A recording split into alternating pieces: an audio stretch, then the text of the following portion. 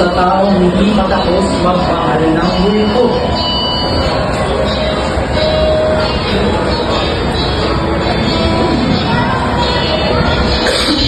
Jackson? Isa ka? Pwede ba namin magpasa? Gusto ko ba ba't hindi siya? About everything. Alam mo nangyayari na. Alam mo nangyayari na. Kailangan pa rin natin. Mahirap. Parang palagi nang natin ito pinapasok-pasok to, di ba? I know. Pero hindi natin pwedeng ignore na lahat. Ignore. Iba na ang buhay ko ngayon. I know. Pero hindi yung pwedeng sabihin na okay na. Pero hindi ka mag-ignore. Kanino? Sa kanya? Kay si Dean? Capsule? Last Diyos.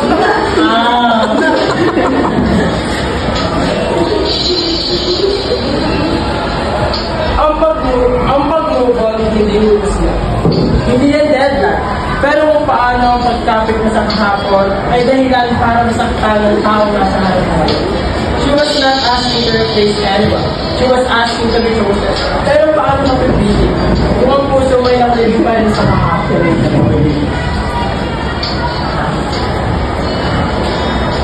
Jampol, I'm sorry. Baby, please, I'm sorry. Mag-move on ka na. Move on from what?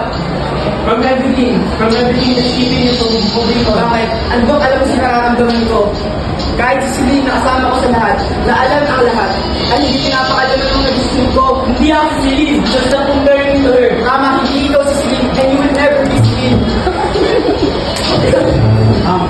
Ang hindi gawin at hindi gawin para sa ano makulay ng sakit. Celine is dead, Jampol. Hindi na siya babalik.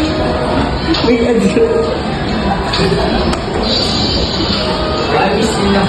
Okay, dito si Mami. Ay, narito pa yun. May ads. Minsan, hindi naman kita mahal kung hindi ka hanggang pinapunta.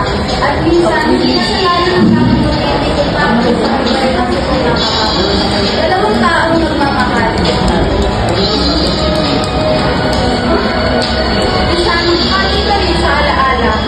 Isa, pilit lumalaban para sa kapatid. Hindi masama magmahal ng taong nawala. Pero darating sa panahon na kailangan mong pumili, natili sa alaala, o yakapin ang taong nandito. Sa huli, ang pag-move on ay hindi pagtataksin dun sa nakaraan. Isa ito